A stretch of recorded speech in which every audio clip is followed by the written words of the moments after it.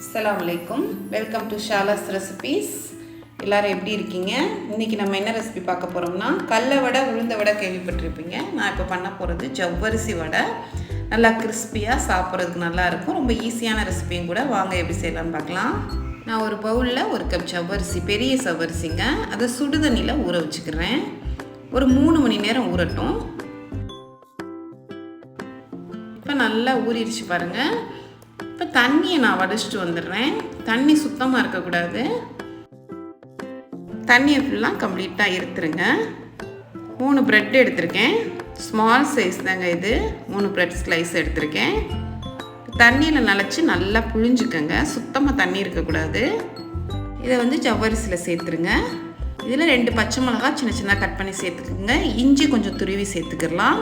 மல்லித்தலை கொஞ்சம், 1 டீஸ்பூன் உப்பு, ஒரு பெரிய வெங்காயத்தை நீங்கள் கட் பண்ணி சேர்த்துக்கலாம். நான் சேர்க்கலை. எல்லாத்தையும் சேர்த்து நல்லா இந்த மாதிரி பிசைஞ்சுக்கோங்க. எல்லாம் சேர்ந்து வரணும். இந்த ப்ரெட்டு மட்டும்தாங்க நம்ம சேர்த்துருக்கோம், இதில் வேறு எதுவுமே கிடையாது. இப்போ நல்லா இந்த மாதிரி மிக்ஸ் பண்ணி விட்டுக்கோங்க. அவ்வளோதான். இப்போ எண்ணெயில் நம்ம பொரிச்சு எடுக்க போகிறோம். வடை மாதிரி இதை எடுத்து நம்ம கையில் தட்டிக்கிடலாம். இந்த மாதிரி ஈஸியாக தட்ட வரும் நமக்கு. ஆயிலில் பொரிச்சு எடுத்துருங்க. நல்லா கிறிஸ்பியாக இருக்குங்க. சூடாகவே நம்ம சர்வ் பண்ணையில் நல்லா கிறிஸ்பியாக இருக்கும். மீடியம் ஹீட்லேயே வச்சு பொரிச்சு எடுத்துக்கலாம். இதில் மைதா சேர்ப்பாங்க, வேக வச்ச உருளைக்கிழங்கு சேர்ப்பாங்க. நான் எதுவுமே சேர்க்கல, ப்ரெட் மட்டும் தான் சேர்த்துருக்கேன்.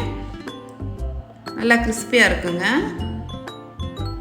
அப்படியே அப்பப்போ திருப்பி விட்டு குக் பண்ணுங்கள். ரொம்ப சிம்பிளான ஈஸியான ரெசிபி. கண்டிப்பாக எல்லோரும் ட்ரை பண்ணி பாருங்கள். ஜவ்வரிசி வடை கொஞ்சம் டிஃப்ரெண்ட்டான டேஸ்ட்டில் இருக்கும்.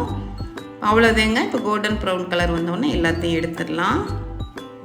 நைட்டே நீங்கள் ஜவ்வரிசியை ஊற வச்சு வச்சிங்கன்னா காலையில் செய்கிறதுக்கு ரொம்ப ஈஸியாக இருக்கும். கண்டிப்பாக ட்ரை பண்ணி பாருங்கள். இப்போ பிச்சு காமிக்கிறேன் பாருங்கள் எவ்வளோ கிறிஸ்பியாக இருக்குன்னு. சாப்பிட்றதுக்கும் நல்லா இருந்துச்சு. இந்த ரெசிபி உங்களுக்கு பிடிச்சிருந்துச்சுன்னா லைக் பண்ணுங்கள், ஷேர் பண்ணுங்கள், சப்ஸ்கிரைப் பண்ணுங்கள். இன்ஷா அல்லாஹ் நெக்ஸ்ட் வீடியோவில் பார்ப்போம். தேங்க்ஸ் ஃபார் வாட்சிங். பாய்.